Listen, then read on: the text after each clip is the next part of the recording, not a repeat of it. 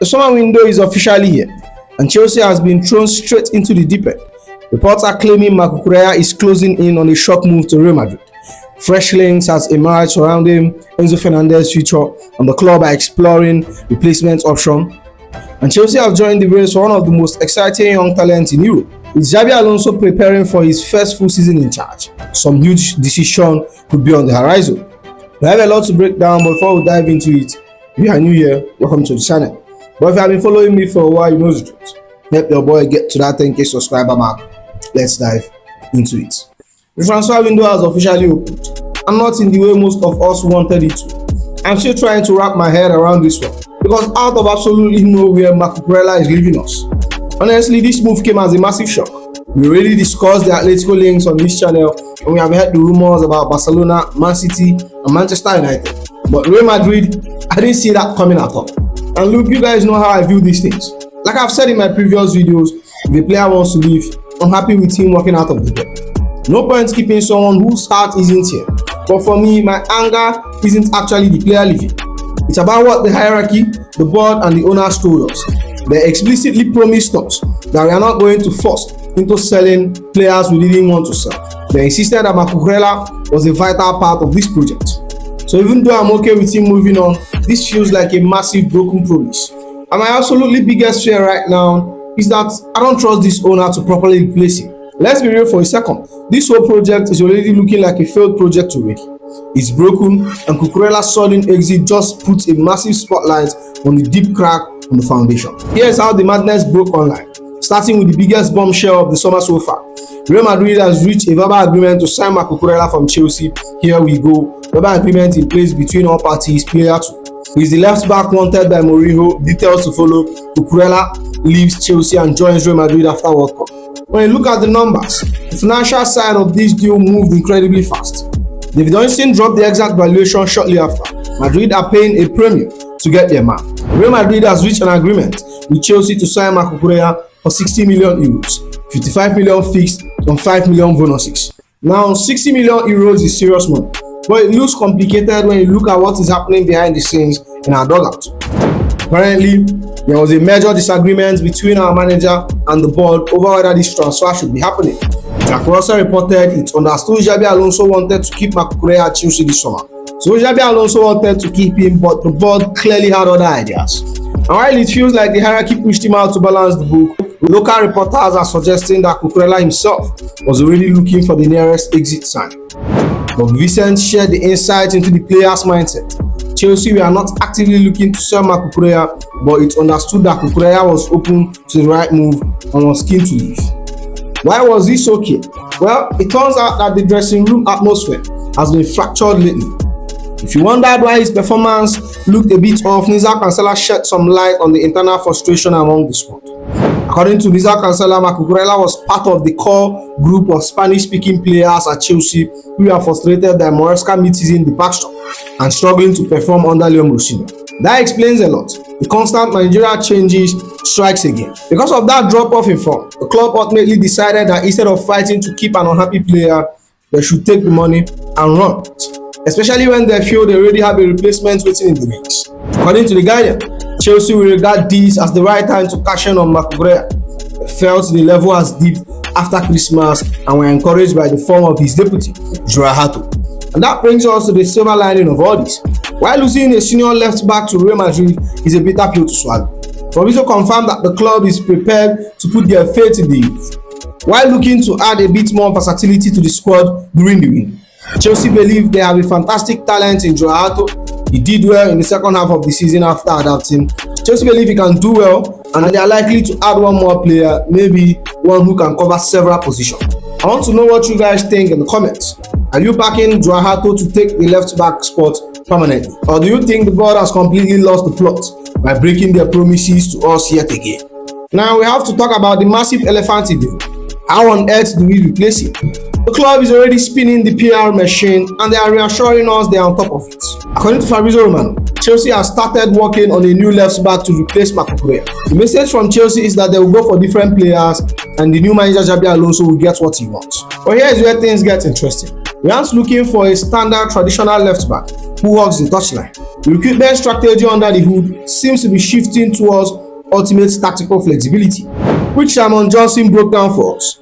Chelsea are already looking for someone who can play in multiple positions rather than out-and-out left back. Bako certainly fits the description of what they require. Gusto is appreciated for his ability to play as a fullback on both flanks. Now that the news is out, all talks across the media and the entire Chelsea family is pointing towards one specific man, Lewis Hall. Look, we know this story is one of our own, a proper Cobham graduate. We sold him to Newcastle for around £30 million, and honestly, it felt like a mistake even back then. I absolutely love watching him when he was playing for us. Now, rumors are circulating he wants out of Newcastle this summer, and I'm telling you right now, I genuinely think it's time to bring him home. If you are going to play a back three or a wing back system under Xabi Alonso, Lewis Hall is an absolute perfection. He offers us much going forward offensively, but he's incredibly solid defensively as well. For me, he is the dream replacement for Cucurella, but because nothing is ever simple with our board, we have decided to enter the race late, and we are fighting our old rivals for his signature. According to Indicailer, Chelsea has made contact over Manchester United target Lewis Hall. However, Newcastle are not keen to sell easily. Chelsea will need to work hard to convince them. Manchester United is still considered favourites in the race because the Lewis Hall deal is looking like a massive uphill battle. The scouting department is naturally casting a wider net. Simon Phillips dropped a couple of names that the club is actively looking as contingencies.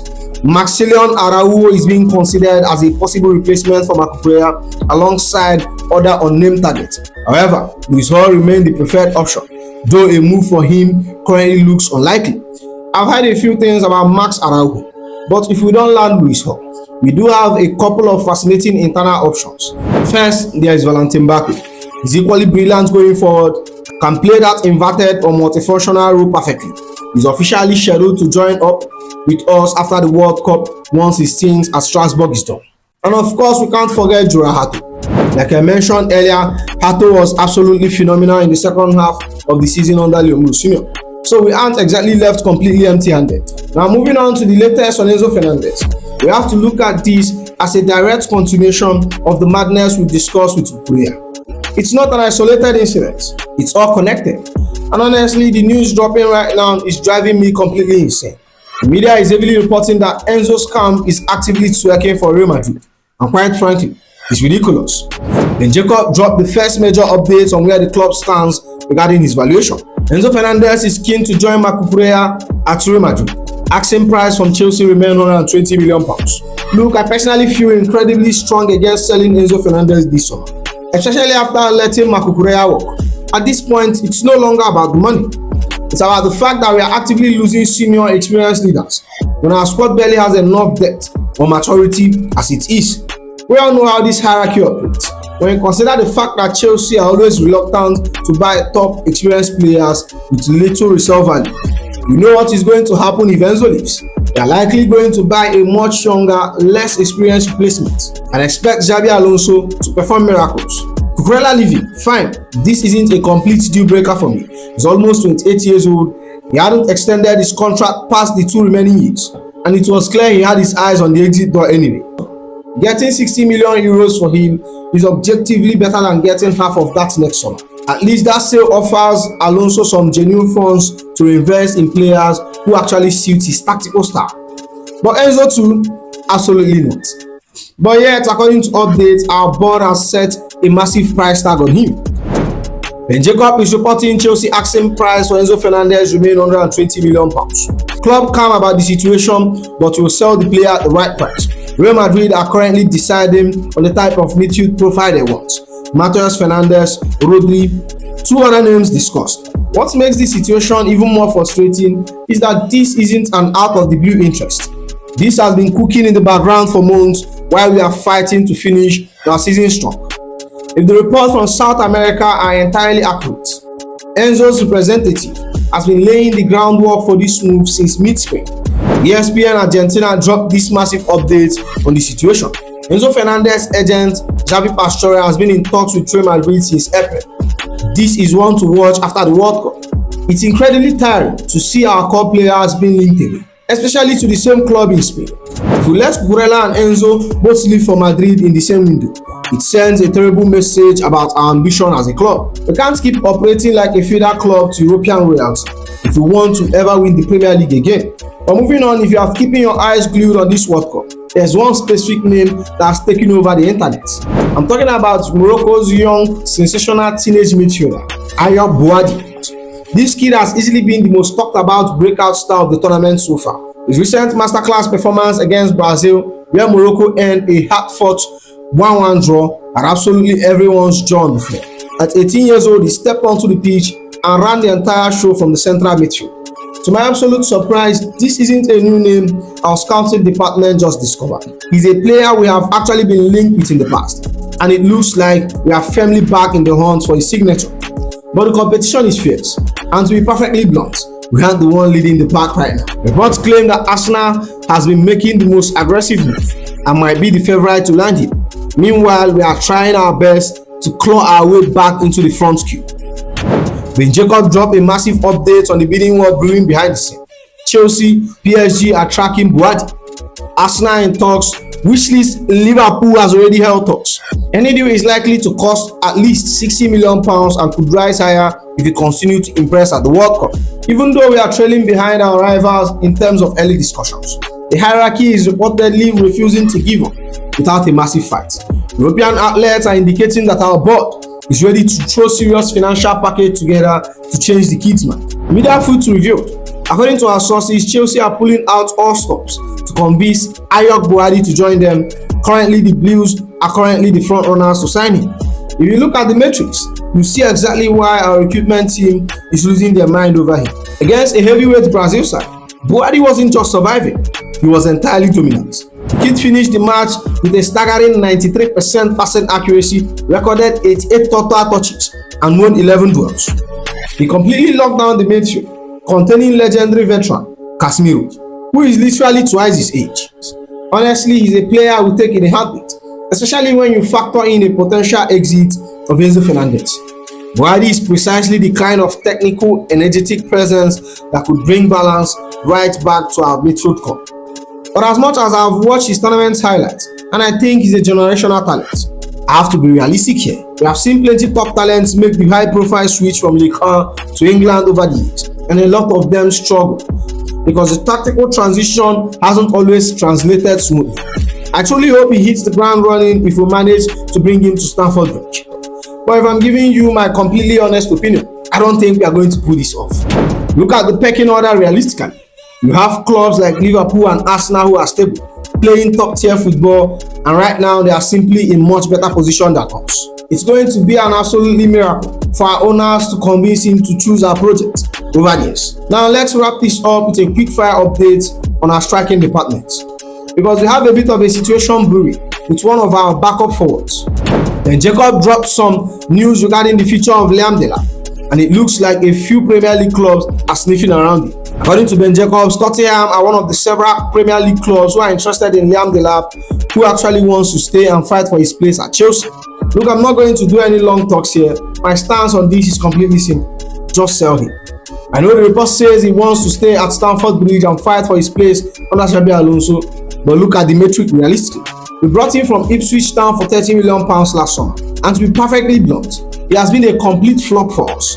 One goal in 28 appearances is completely unacceptable for a Chelsea striker.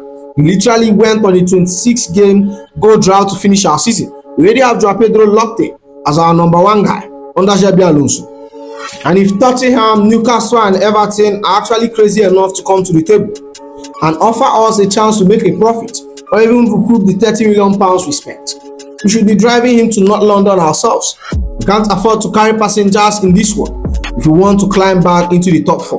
If the rival club wants him, take the money, run, and let Xabi Alonso reinvest into someone who can actually find the back of the net. And with that said, that's the end of the video, my friends. Make sure you like, comment, and subscribe, and I'll see you in the next one.